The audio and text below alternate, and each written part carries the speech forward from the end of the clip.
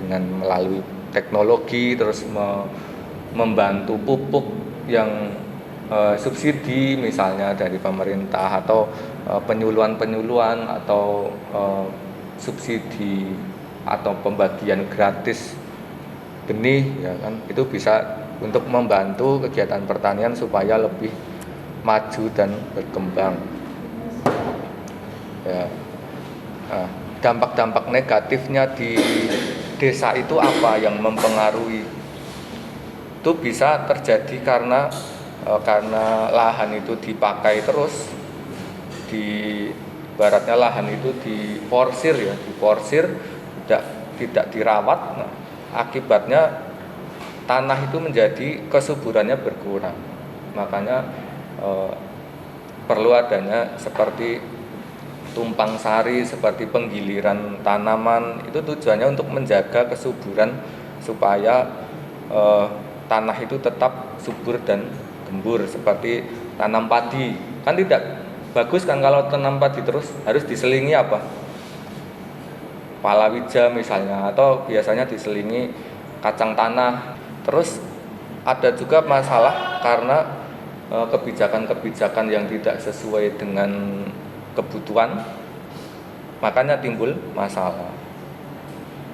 Pembangunan tujuannya adalah untuk selain ekonomi berkembang juga pemerataan. Percuma ya ekonomi besar, ekonomi tumbuh cepat, tapi kalau tidak merata, banyak orang yang sangat kaya, banyak orang yang sangat miskin, itu kan akibatnya menjadi kesenjangan dan kecemburuan sosial. Meminimalkan kemiskinan, menekan pengangguran, meningkatkan pemenuhan kebutuhan dasar. Sebenarnya ekonomi masyarakat desa itu nggak muluk-muluk ya. Asalkan kebutuhan pokoknya terpenuhi, sandang pangan papan terpenuhi, ya itu sudah dikatakan cukup buat masyarakat desa. Masyarakat desa itu kan umumnya tidak serakah. Bagaimana memenuhi kebutuhan dasar manusia, yang dibangun adalah manusianya. Berlanjut, partisipasinya ditingkatkan, termasuk gendernya diperhatikan.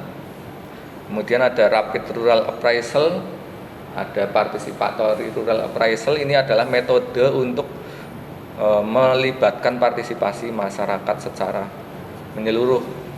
Metodenya nanti akan dipelajari lebih lanjut di pertemuan berikutnya. Nah, paradigma pembangunan itu mengalami perubahan karena perkembangan suatu wilayah, maka mengalami pendekatannya berbeda.